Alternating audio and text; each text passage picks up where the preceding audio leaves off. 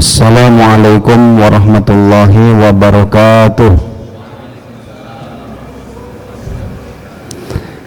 Innal hamdalillah nahmaduhu wa nasta'inuhu wa nastaghfiruh wa na'udzu billahi min syururi anfusina wa min sayyiati a'malina. May yahdihillahu fala mudilla lahu wa may yudlil fala hadiyalah. Asyhadu an la ilaha illallah wahdahu la syarika lah wa asyhadu anna Muhammadan abduhu wa rasuluhu la nabiyya ba'dah. Allahumma salli wa sallim wa barik ala hadzal nabiyyil karim wa ala alihi wa ashabihi wa man tabi'ahu bi ihsanin ila yaumiddin. Amma ba'du. Allahumma anfa'na bima 'allamtana wa 'allimna ma yanfa'una wa zidna ilman. Subhanaka la ilma lana illa ma 'allamtana innaka antal alimul hakim. Allahumma anfa'na bima 'allamtana wa 'allimna ma yanfa'una wa zidna ilman. Ikhwatal iman, kaum muslimin wal muslimat, jamaah taklim rutin yang insyaallah dimuliakan Allah Subhanahu wa taala, jamaah salat maghrib Masjid Raya Puri Teluk Jambe. Alhamdulillah, setelah kita melaksanakan salat maghrib berjamaah, mudah-mudahan Allah menerima ibadah salat kita. Selanjutnya kita berkumpul kembali di majelis ilmu dalam rangka meningkatkan kualitas iman dan takwa kita, dalam rangka meningkatkan kualitas amal soleh kita, dalam rangka meningkatkan kualitas ibadah kita. Mudah-mudahan ilmu yang kita dapatkan menjadi ilmu yang bermanfaat, yang menjadi bekal tadi untuk peningkatan kualitas iman, takwa, ibadah serta tafakuh fiddin kita insyaallah. Di kesempatan malam hari ini tematik tafsir tematik yang akan kita bahas berkaitan dengan tipologi anak di dalam Al-Qur'an. Kalau kita membuka Al-Quran, kita temukan banyak sekali Allah Subhanahu wa ta'ala menyebutkan kata anak, ada aulad, ada banun, kemudian durriyah, yang itu artinya duriyah keturunan, kemudian aulad, banun artinya adalah anak-anak. Biasanya kita temukan al-banun, al-aulad diiringkan dengan al-mal, diiringkan dengan harta. Banyak sekali kita temukan. Nah, ada 4 ayat yang menjelaskan tentang tipologi anak di dalam Al-Quran. Bagaimana Allah Subhanahu wa ta'ala menyebutkan atau menjelaskan tentang hakikat anak. Yang 2 ayat menjelaskan tentang bahwa anak yang diberikan oleh Allah Subhanahu wa ta'ala itu hakikatnya adalah ada yang menyebutkan sebagai perhiasan, yang kedua disebutkan sebagai fitnah, yang 2 ayat lagi nanti 2 ayat lagi itu disebutkan oleh Allah Subhanahu wa ta'ala, yang satu tentu harus kita hindari dan yang satu lagi menjadi harapan kita. Mari kita sama-sama kaji 4 ayat tersebut. Yang pertama, Al-Quran menyebutkan anak itu sebagai perhiasan. Namanya perhiasan sesuatu yang menghiasi kehidupan dunia ini, sesuatu yang mewarnai kehidupan kita. Dan tentu ayat ini menyebutkan anak itu dalam arti sebagai anugerah dari Allah Subhanahu wa taala yang menjadikan hidup ini penuh warna. Bisa kita lihat di dalam surat Al-Kahfi ayat 46. Allah Subhanahu wa taala berfirman, a'udzubillahi minasyaitonirrajim. Al-malu wal banun zinatul hayatid dunya wal baqiyatus solihatu khairun inda rabbika thawaban wa khairun amala. Al-mal, harta, wal banun, dan anak-anak, zinatul hayatid dunya, adalah perhiasan kehidupan dunia. Wal baqiyatus solihat, akan tetapi amalan-amalan yang kekal lagi soleh, khairun, itu lebih baik, inda rabbika, di sisi Tuhanmu, sawaban, sebagai pahala, wa khairun amala, dan lebih baik untuk menjadi harapan. Jadi di dalam ayat ini Allah Subhanahu wa taala menegaskan bahwa memang anak-anak yang diberikan oleh Allah Subhanahu wa taala di dalam kehidupan ini adalah sebagai anugerah, sebagai nikmat, di samping tentunya adalah juga sebagai titipan amanah dari Allah Subhanahu wa taala. Jadi sebetulnya di ayat ini menegaskan sah-sah saja bahwa sesuatu yang menjadi perhiasan ini kemudian menjadikan kita senang, menjadikan kita gembira, menjadikan kita bahagia dengan keberadaannya, dan itu adalah sesuatu yang sifatnya adalah tentu fitrah, Akan tetapi Allah Subhanahu wa taala mengingatkan bahwa ada yang lebih baik, ada yang yang lebih layak untuk diharapkan ketika harta dan anak-anak itu membawa kita kepada thawaban indallah. Ketika harta dan anak-anak kita itu membawa kita mendapatkan thawaban, mendapatkan pahala di sisi Allah Subhanahu wa taala. Dan itu adalah sebaik-baik harapan. Jadi bukan sekedar kita berhenti pada menjadikan anak-anak itu yang memang sebagai perhiasan, kemudian kita cukup berbahagia, bergembira dengan keadaan putra-putri di dunia ini yang sebagai hiasan itu. Tapi bagaimana kemudian menjadikan anak-anak yang menjadi perhiasan dunia ini kemudian betul-betul menjadikan kita selamat di dunia dan akhirat. Itu yang jauh lebih penting.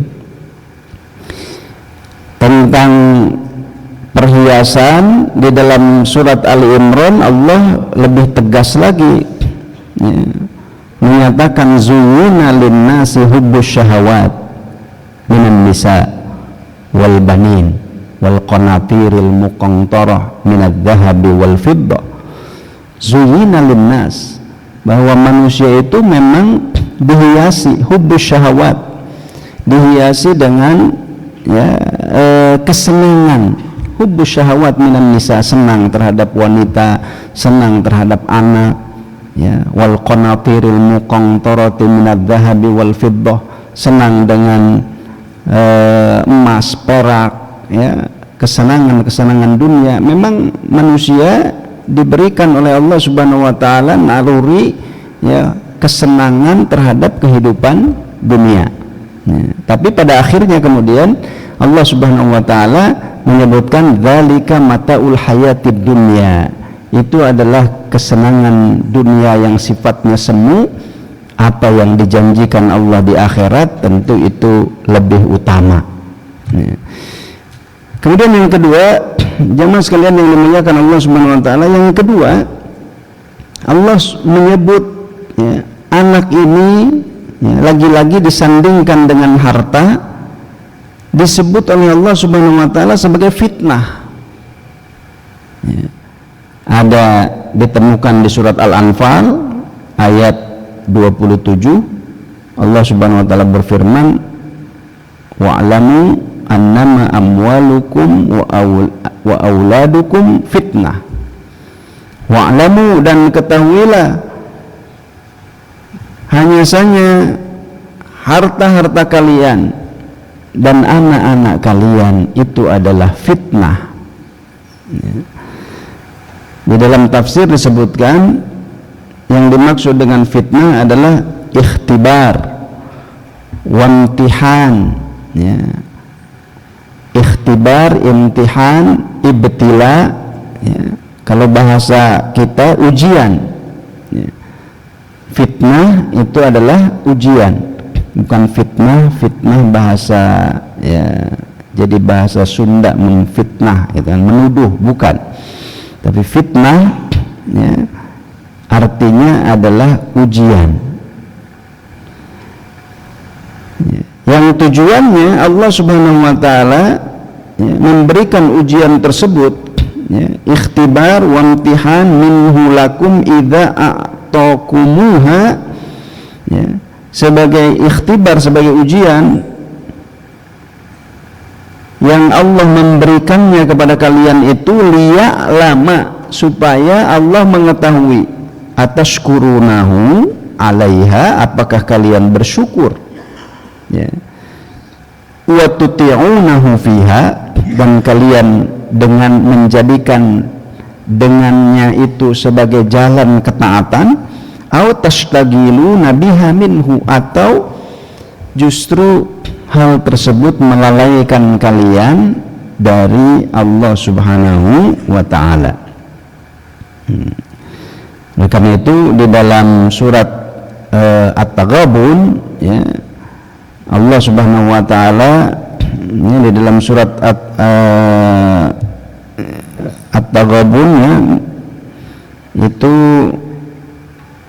sama seperti yang di surat Al-Anfal, menyebutkan innama amwalukum wa auladukum fitnah wallahu indahu ajrun azim.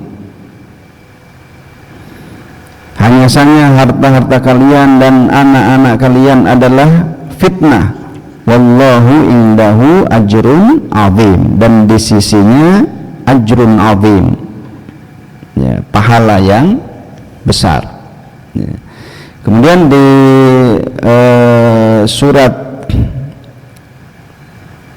Al-Munafiqun ya, di surat Al-Munafiqun Allah Subhanahu wa taala mengingatkan, ya ayyuhalladzina amanu la tulhikum amwalukum wala auladukum an dzikrillah wa may yaf'al dzalika faulaika humul khasirun.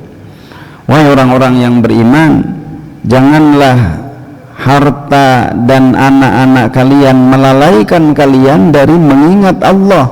Barang siapa yang melakukan hal tersebut, maka mereka itu termasuk orang-orang yang merugi. Nah, jemaah sekalian yang dimuliakan Allah Subhanahu wa taala, ya, jadi yang pertama hakikat anak sebagai zinah, sebagai perhiasan. Ya.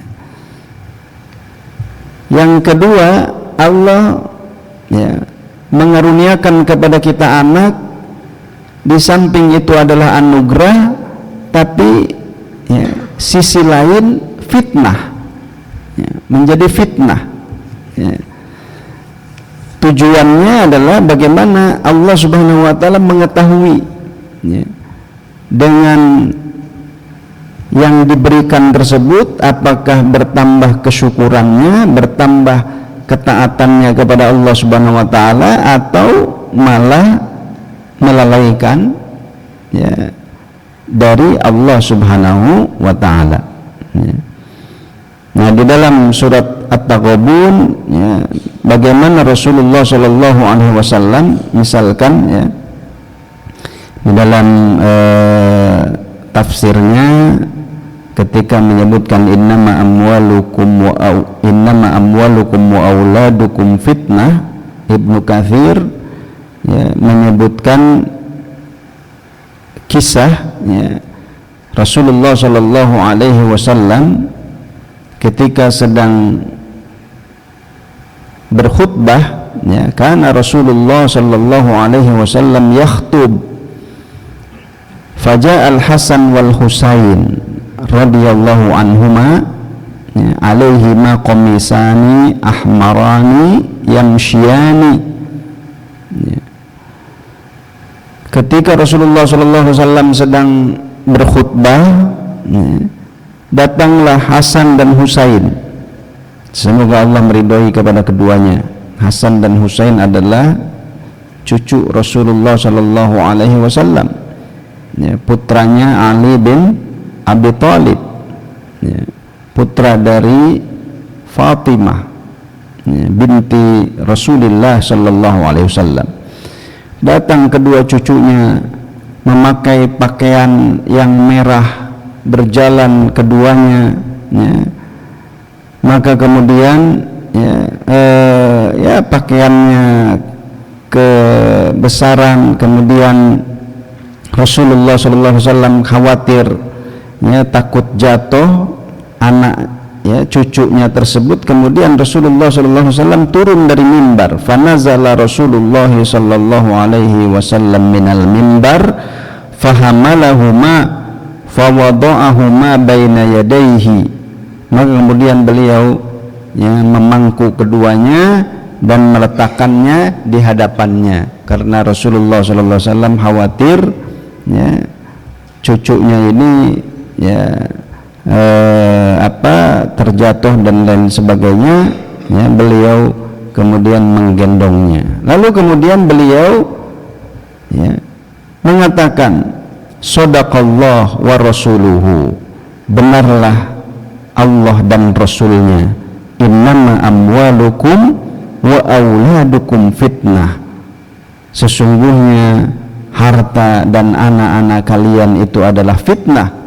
Nazartu ila hadzainis ya, sobiyaini, aku melihat ya, kedua anak ini berjalan, keduanya berjalan, falam asbir hatta qata'tu hadithi, dan aku tidak bersabar ya, ketika melihat cucunya ya, berjalan ya, Rasulullah SAW tidak sabar untuk membiarkan kedua cucunya itu, takut khawatir begini dan begitu, sampai kemudian kata Nabi hatta qata'tu hadithi ya, sampai kemudian saya memotong pembicaraan saya, padahal Rasul sedang berbicara ya, sedang berkhutbah, sampai saya menghentikan ya, pembicaraan saya, wa rafa'tuhuma, dan saya mengangkat keduanya, saya menggendong keduanya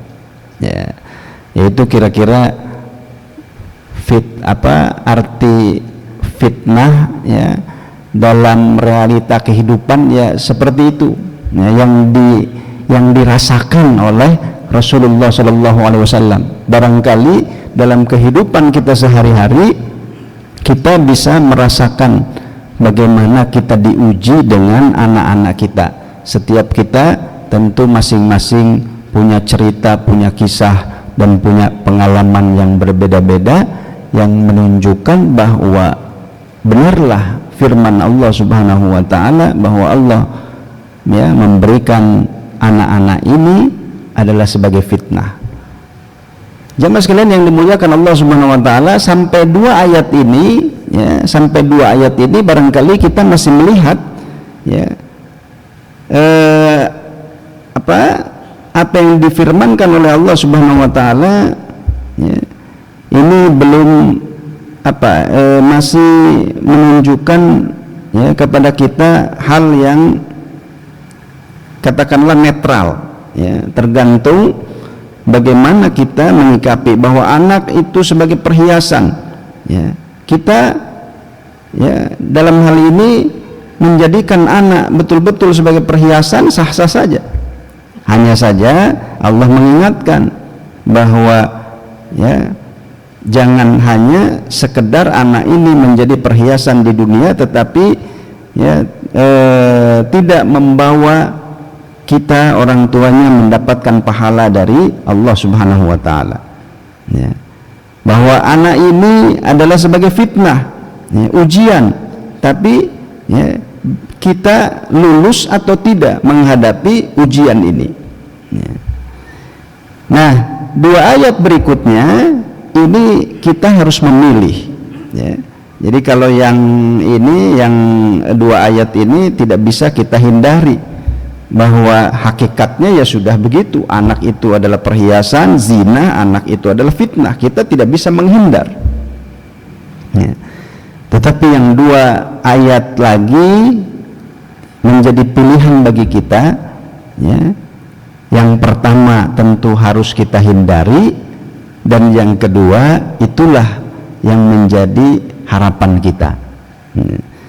Apa ayat berikutnya? Ayat berikutnya, ya, Allah Subhanahu wa taala mengingatkan bahwa ternyata anak itu bisa menjadi musuh, ya. Nah, ini tentu, ya, sesuatu yang sesuatu yang sangat kontras, ya. Bagaimana bisa seorang anak kemudian menjadi musuh orang tuanya? Tapi itu diingatkan oleh Allah Subhanahu wa taala di dalam surat At-Taghabun, ya, surat At-Taghabun ayat 14. Allah berfirman, ya ayyuhalladzina amanu inna min azwajikum wa auladikum aduwwan lakum fahdharuhum wa in ta'fu wa tasfahu wa taghfiru fa innallaha ghafurur rahim. Innama amwalukum wa auladukum fitnah wallahu indahu ajrun azim. Wahai orang-orang yang beriman, sesungguhnya di antara istri-istri kalian, pasangan-pasangan kalian, dan anak-anak kalian aduwwan lakum, ada yang menjadi musuh bagi kalian, fahdharuhum, oleh karena itu berhati-hatilah, ya, terhadap mereka. Wa in ta'fu wa tasfahu wa taghfiru, dan apabila kalian memaafkan, ya, mengampuni, fa innallaha ghafurur rahim, maka sesungguhnya Allah Maha Pengampun dan Maha Penyayang. Innama amwalukum wa auladukum fitnah, hanya saja harta-hartamu dan anak-anakmu adalah fitnah. Wallahu indahu ajrun azim, dan Allah di sisinya ada pahala yang besar. Nah, jadi di ayat ini tidak berhenti sebagai fitnah, ya. Kalau anak sebagai fitnah tidak bisa kita hindari, ya. Tetapi Allah mengingatkan jangan sampai, ya, anak sebagai fitnah itu kemudian, ya, kita tidak berhati-hati dan kita gagal, maka kemudian anak menjelma menjadi aduwwan lakum, ya. Anak, ya, kemudian menjadi musuh, ya, orang tuanya. Di dalam tafsir Ibnu Katsir disebutkan, inna min azwajikum wa auladikum aduwwan lakum, qala, ya, Ibnu Katsir menyebutkan yahmilu rajulu ala qati'atir rahim aw ma'siyati rabbih fala yastati'ur rajul ma'a hubbihi illa an yuti'ahu, ya. Ibnu Katsir menyebutkan, ya, seseorang, ya, membawa keluarganya, ya. Ya, seseorang itu memutuskan silaturahim atau, ya, membawa kepada kemaksiatan, ya, tetapi seseorang itu tidak bisa menolak, ya, karena kecintaannya, karena sayangnya, ya, kepada keluarganya, kepada anaknya, ya, dengan rasa sayangnya itu tidak bisa ngapa-ngapain lagi, ya, kecuali dia tunduk, ya, mengikuti apa yang menjadi, ya, kemauan anaknya atau keluarganya, walaupun itu dalam rangka kemaksiatan atau, ya, memutuskan tali silaturahim, ya. Kemudian Ibnu Abbas, ya, menyebutkan, ya, sa'alahu rajul an hadhil ayah. Ada yang bertanya kepada Ibnu Abbas tentang ayat ini, ya ayyuhalladzina amanu inna min azwajikum wa auladikum aduwwan lakum fahdharuhum. Kemudian dijawab, qala haula rijal aslamu min Makkah fa aradu an ya'tu Rasulullah sallallahu alaihi wasallam fa aba azwajuhum wa auladuhum an yad'uhum. Ya, mereka adalah orang-orang yang telah masuk Islam, ya, di Makkah, maka kemudian mereka bermaksud untuk mendatangi Rasulullah sallallahu alaihi wasallam, tetapi pasangannya, ya, dan anak-anaknya menolak untuk diajak, ya. Jadi nggak mau, ya, diajak pergi menemui Rasulullah sallallahu alaihi wasallam. Falamma atau Rasulullah sallallahu alaihi wasallam ra'awun nas qad faqihu fid din fahammu an yu'aqibuhum fa anzalallahu ta'ala hadhil ayah, ya. Maka kemudian Allah Subhanahu wa taala menurunkan, ya, lanjutan ayat tersebut, wa in ta'fu wa tasfahu wa taghfiru fa innallaha ghafurur rahim, ya. Walaupun seperti itu, tetapi bagaimana kemudian, ya, kita berusaha untuk, ya, meluruskan dan memberikan maaf, ya, kepada mereka, ya, agar dilunakkan hati-hati mereka yang kemudian tadi menjadi musuh, ya, itu bisa kemudian lunak hatinya, ya. Nah, ini kita bayangkan menjadi musuh di dunia, ya, bisa juga terjadi kemudian menjadi musuh nanti di akhirat, waliyadzubillah, ya. Ketika, ya, seorang ayah dituntut oleh anaknya, ya, tentu hal ini sesuatu yang, ya, membuat seseorang, ya, terenyuh, ya, bagaimana seorang ayah dituntut oleh anaknya dan seperti layaknya, ya, dua orang yang bermusuhan, ya. Nah, ini yang tentu, ya, menjadi sesuatu yang harus kita hindari. Tidak ada, ya, seorang pun yang menginginkan anak-anaknya, ya, menjadi musuh baginya. Tetapi tentu semua berharap, ya, harapan yang berikutnya di ayat yang keempat, ya, ini yang menjadi harapan kita semua. Allah Subhanahu wa taala menggambarkan di ayat yang keempat tentang tipologi anak yang menjadi harapan kita semua. Allah menggambarkannya di dalam doa ibadur rahman. Doa ibadur rahman, yaitu orang-orang yang berdoa, Rabbana hablana min azwajina wa dzurriyyatina qurrata a'yun waj'alna lil muttaqina imama. Kalau tadi anak menjelma menjadi musuh, ya, tentu semua kita tidak mengharapkan itu.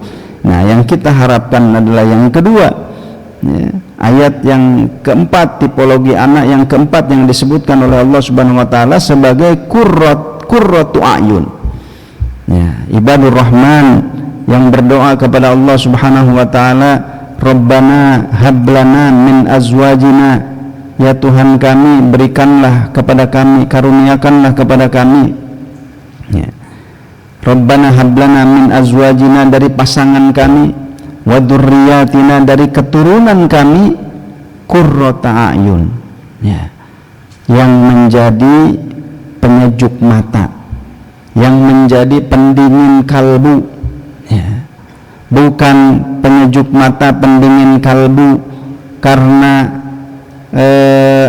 keindahan bentuk fisiknya, karena keindahan parasnya, tampan dan cantiknya. Tentu bukan itu yang menjadi qurrata a'yunnya, sebagaimana di dalam tafsir disebutkan, ya, di surat Al-Furqan ayat 75 ini, yang dimaksud qurrata a'yun itu adalah generasi qurrata a'yun, ya.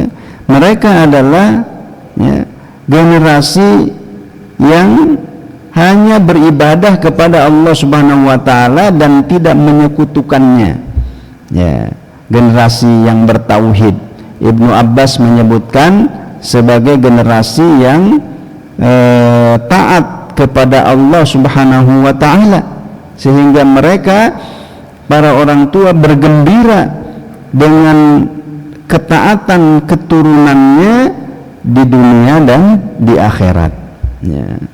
Kemudian Ikrimah menyebutkan, ya, mereka tidak menginginkan atau tidak bermaksud, ya, atau tidak mengharapkan ketampanan fisik, ya, kecantikan fisik, tetapi yang mereka inginkan dari keturunan-keturunan mereka itu adalah ketaatan kepada Allah Subhanahu wa taala.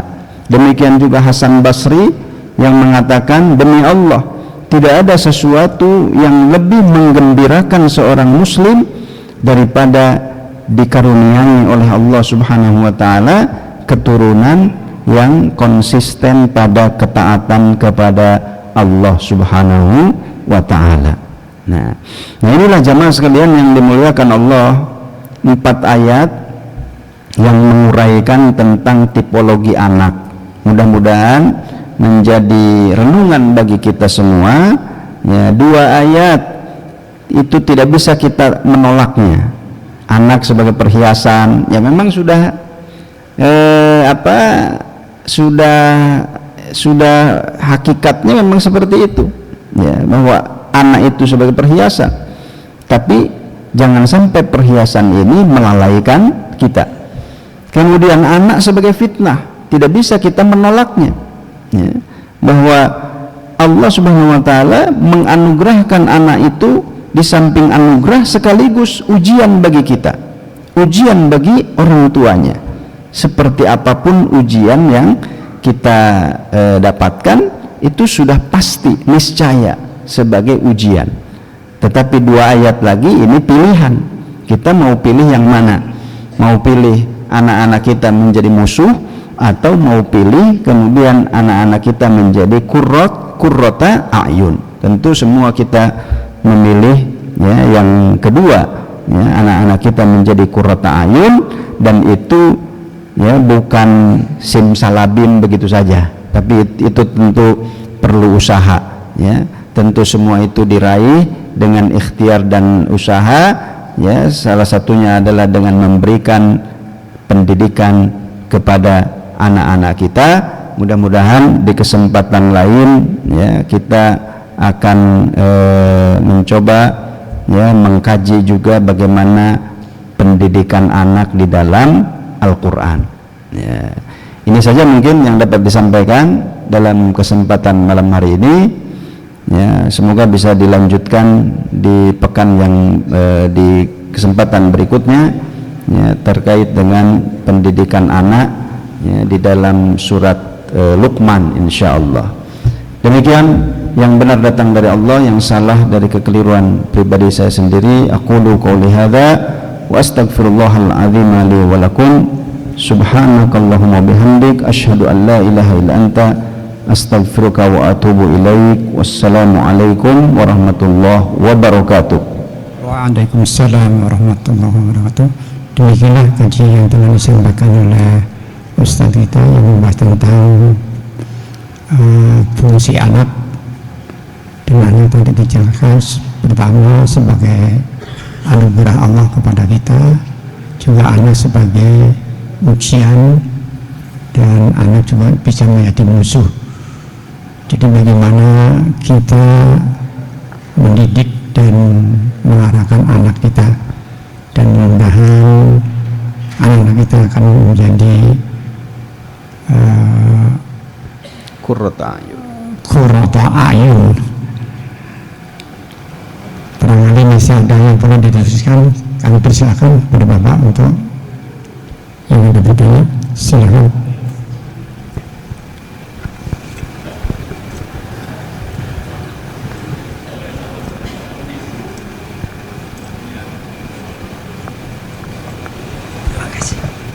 Bismillahirrahmanirrahim.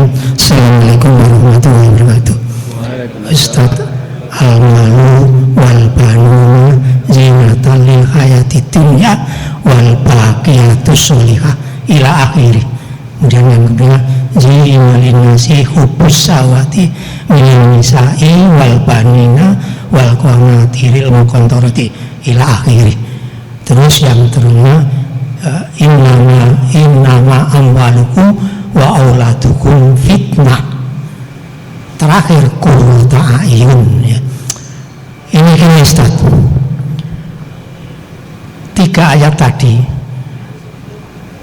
saya mengambil sampel yang sederhana saja.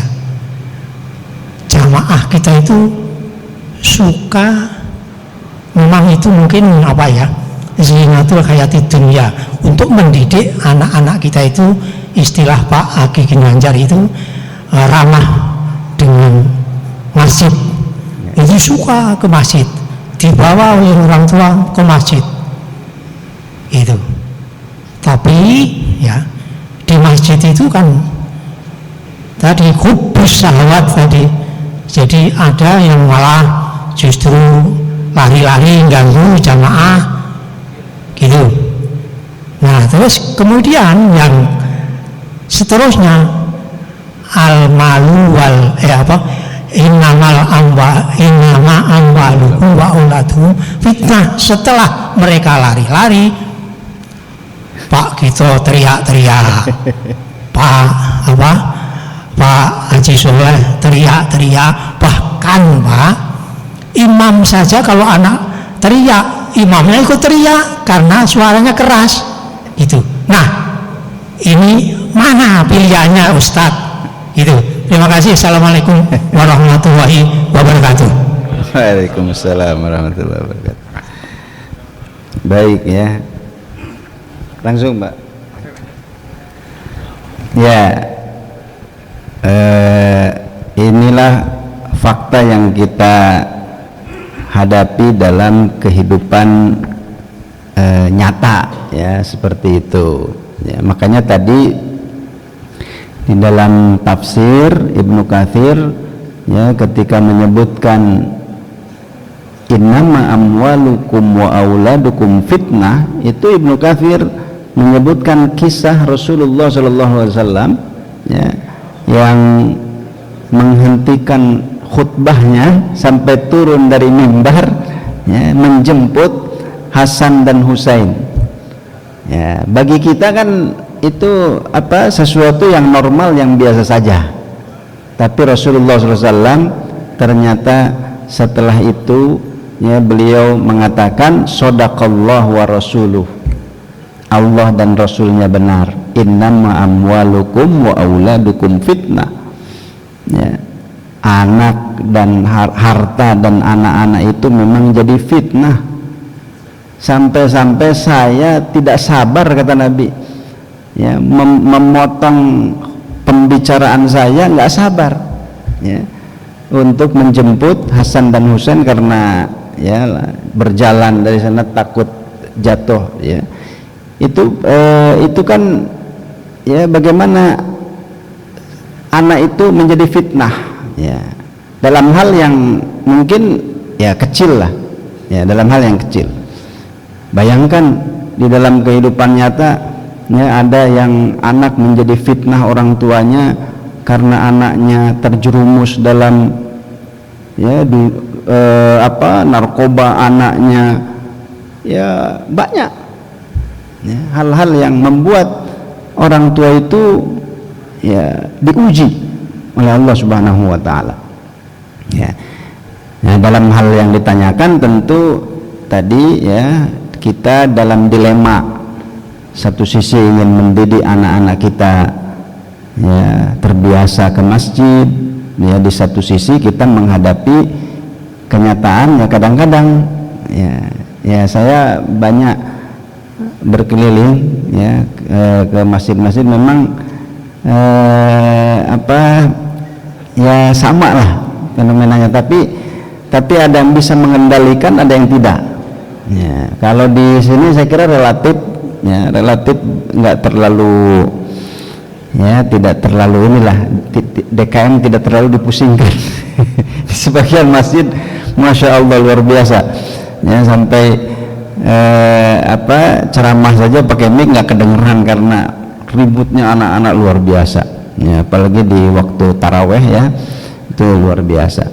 Jadi saya kira ini menjadi tugas kita semua ya, menjadi tugas kita semua bahwa ketika ada anak siapapun ya, kita tentu jangan membiarkan, tapi kita meluruskan ya, karena ya namanya anak ya harus kita luruskan, tapi tentu dengan hikmah ya, kita ya menegur, jangan karena anak-anak kita ditegur kemudian malah orang tuanya menjadi masalah ya, orang tua antar orang tua ya, kita pun tentu yang menegur seperti kepada ya, anak kita ya. Pak Ustadz, saya negur anak saya sambil dicubit ya, jangan kalau anak orang. Tentu ya kita ya tentu menjadi tugas semuanya ya, menjadi tugas semuanya ya, begitu barangkali Pak ya. Jadi kita tidak menjadikan masjid ini tertutup bagi anak-anak, tidak juga seperti itu ya, tapi anak-anak yang datang ke masjid itu ya kita biasakan. Insya Allah kalau terbiasa ya, saya kira ya bisa dikendalikan seperti itu. Wallahu a'lam.